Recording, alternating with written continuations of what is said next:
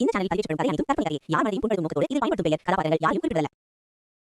இந்த உலகத்துக்கு அப்பால் நம்ம கண்ணுக்கு தெரியாத ஒரு உலகம் இருக்குன்னா நீங்க நம்புவீங்களா?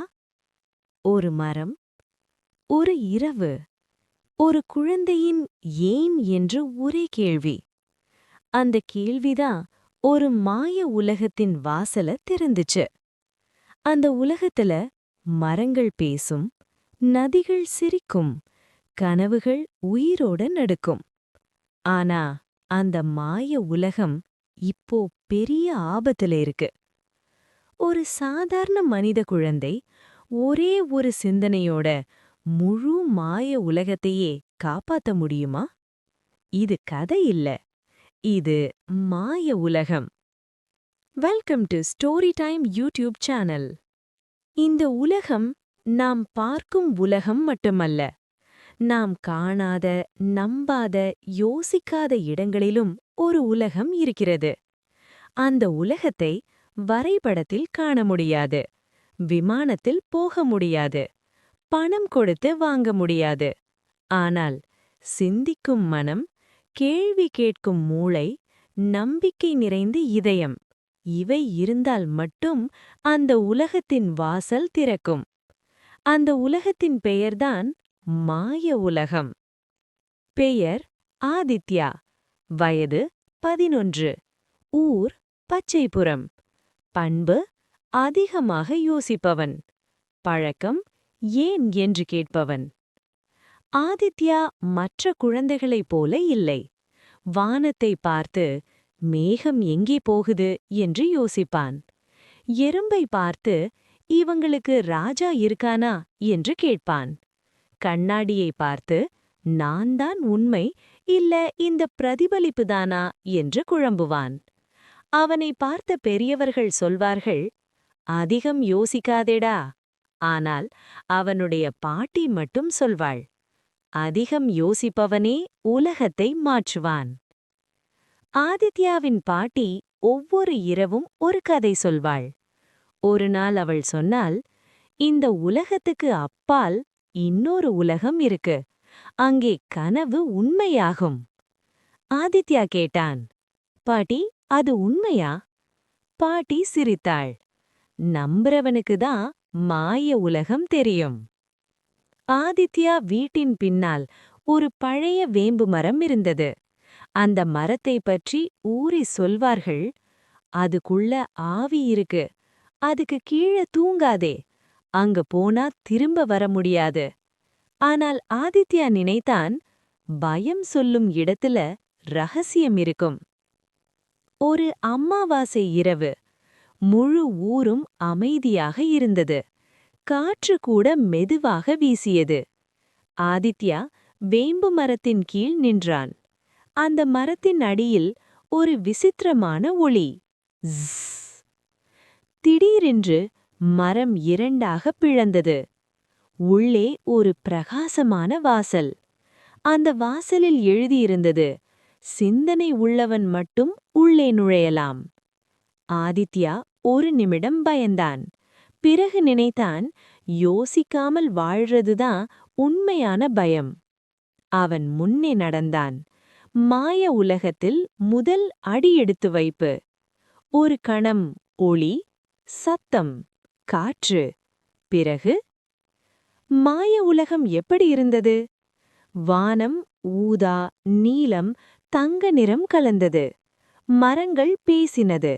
பறவைகள் பாடல்கள் பாடினது. நதிகள் சிரித்து கொண்டே ஓடினது. ஒரு மரம் சொன்னது, வணக்கம் ஆதித்யா. உனக்கு என் பெயர் தெரியுமா? ஆதித்யா திகைத்தான். எனக்கு எப்படி பெயர் தெரியும்? மரம் சிரித்தது, இந்த உலகத்துல யோசிப்பவங்க எல்லாரையும் நாங்க அறிவோம். மாய உயிரினங்கள். அங்கே ஆதித்யா பார்த்தது, பேசும் சிறிய டிராகன், புத்திசாலி நரி, பறக்கும் குட்டி யானை, மனித குரலில் பேசும் பறவைகள். ஒரு டிராகன் கேட்டது, நீ எந்த உலகத்திலிருந்து வந்த? யோசிக்காத உலகத்திலிருந்து வந்தேன் என்று ஆதித்யா சொன்னான். அனைவரும் சிரித்தார்கள். மாய உலக அரசன். ஆதித்யாவை மாய உலகத்தின் அரசன் அழைத்தான். அரசன், கிரீடமில்லை, அரியணை இல்லை, ஆனால் கண்களில் ஞானம்.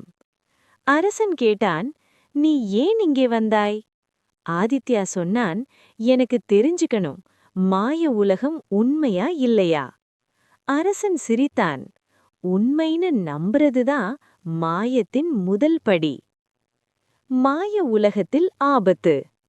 ஆனால் மாய உலகம் அந்த நேரத்துல ஒரு பெரிய ஆபத்துல இருந்தது. ஒரு தீய சக்தி, கருந்துழை அரசன். அவன் என்ன செய்கிறான்? குழந்தைகளின் கனவுகளை திருடுகிறான், சிந்தனையை அழிக்கிறான், யோசிக்காதே என்று விஷம் பரப்புகிறான். அவன் வந்தால் நிறங்கள் மங்கும், சிரிப்பு மறையும், உலகம் சாம்பலாகும். ஒரு பழைய சாஸ்திரத்தில் எழுதியிருந்தது, யோசிக்கும் மனித குழந்தை மாய உலகத்தை காப்பாற்றும். அரசன் ஆதித்யாவை பார்த்தான். அது நீதான். சாகச பயணம் தொடக்கம். ஆதித்யாவுடன் சேர்ந்தவர்கள் மிட்ரு, புத்திசாலி நரி; ரீமா, பாடும் பறவை; கும்பா, பறக்கும் குட்டி யானை. அவர்கள் சயனம் செய்த இடங்கள் பயம் மலை. இந்த மலையில் ஒவ்வொரு அடியும் ஒரு பயத்தை காட்டும். ஆதித்யா பார்த்தான், தேர்வில் தோல்வி, நண்பர்கள் சிரிப்பு, தனிமை. அவன் சொன்னான், பயத்தை யோசிச்சா அதுக்கு சக்தி இல்ல. மலை அமைதியானது. இந்த நதியை கடந்தால் நினைவுகள் மறைந்து போகும். ஆதித்யா கண்களை மூடினான். நான் யார் என்பதை மறக்க மாட்டேன். நதி 2 பக்கமாக பிரிந்தது. கருந்துழை அரசனுடன் மோதல். கருந்துழை கத்தியது, யோசிக்காதே, கேள்வி கேட்காதே. ஆதித்யா சிரித்தான். கேள்வி கேட்கிறதே மனிதனின் சக்தி. அவன் கேட்ட ஒரே கேள்வி, நீ ஏன் இப்படியானாய்? அரசன் மௌனமானான். அவன் ஒரு காலத்தில் யோசிக்க மறுக்கப்பட்ட ஒரு குழந்தை. மாயத்தின் வெற்றி.